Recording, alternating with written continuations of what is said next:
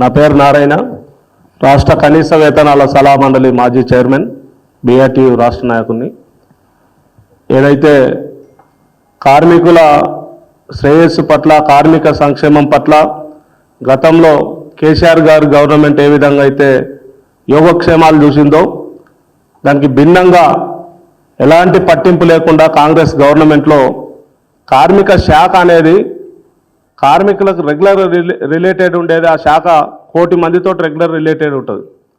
కానీ ఆ శాఖను కార్మిక శాఖ కార్మికులతో యాక్సెస్ ఉండే శాఖ, అట్లాంటి డిపార్ట్మెంట్ను కూడా తన దగ్గర పెట్టుకోవడం అనేటటువంటిది దేశ చరిత్రలో కూడా ఏ ముఖ్యమంత్రి, ఏ మూర్ఖుడు కూడా ఇంత దుర్మార్గంగా కార్మిక శాఖను దగ్గర పెట్టుకునేటటువంటి పరిస్థితి ఉండదు.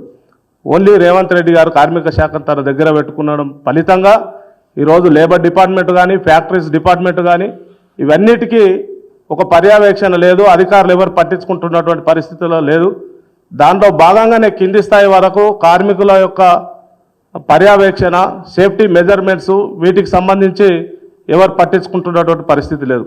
అందులో భాగంగానే రీసెంట్గా జరిగినటువంటి ఎస్ఎల్బీసీకి సంబంధించినటువంటి టన్నెల్లో కార్మికులు ప్రమాదానికి గురి కావడం, ముందస్తుగా కార్మికులు 40 మందికి సంబంధించినటువంటి కార్మికులు ప్రమాదం జరుగుతుంది మేము పోమని చెప్తే కూడా అధికారులు ఫోర్స్ చేసి పంపించారు అని చెప్పేసి ప్రత్యక్ష సాక్షులు వాళ్ళ కార్మికులు చెప్తున్నారు. మరి ఎవరి నుంచి ఎవరికి కోఆర్డినేషన్ ఉంది అధికారులకు అనేటటువంటిది అర్థం కావట్లేదు. అంటే ఎక్కడోళ్ళు అక్కడ దోచుకున్నట్టుగా ఎక్కడి పరిస్థితి అక్కడ కోఆర్డినేషన్ లేదు, ఒక కమాండింగ్ లేదు, ఒక అధికారుల భయం లేదు.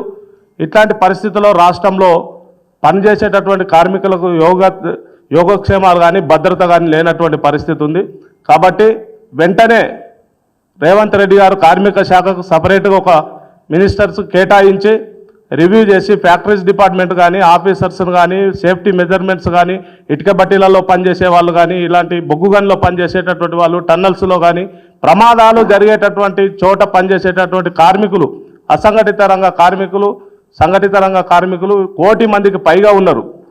దీనికి సపరేట్గా రివ్యూ చేసి కార్మికుల యోగక్షేమాలు చూడాలని చెప్పేసి బీఆర్టీయూగా డిమాండ్ చేస్తున్నాం.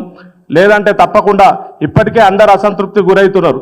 చాలా ప్రభుత్వ రంగంలో పనిచేసేటటువంటి కార్మికులకు చాలామందికి ఇప్పటికీ 7 నెలలు, ఆర్పీలకు సంబంధించినటువంటి వాళ్ళకి 7 నెలల జీతాలు ఇవ్వలే, అంగన్వాడీలకు జీతాలు ఇవ్వలే, మినీ అంగన్వాడీలు మెయిన్ అంగన్వాడీలుగా మర్జ్ అయ్యారు, వాళ్లకు అనేక నెలల నుంచి జీతాలు ఇవ్వలేదు. ఇట్లా కొంతమందికి మాత్రము ఎన్జిఓలకు సంబంధించిన రెగ్యులర్ ఎంప్లాయీస్ కొంతమందికి ఫస్ట్ నాట్ జీతాలు వేసుకుంటా మొత్తం జీతాలు వేస్తున్నా ఫస్ట్ రోజు జీతాలు వస్తున్నాయని చెప్పేసి ఊకదంపుడు ఉపన్యాసాలు ఈ ప్రభుత్వం చేస్తుంది తప్ప కోట్లాది మందికి కరెక్ట్ టైంలో జీతాలు రావట్లేదు.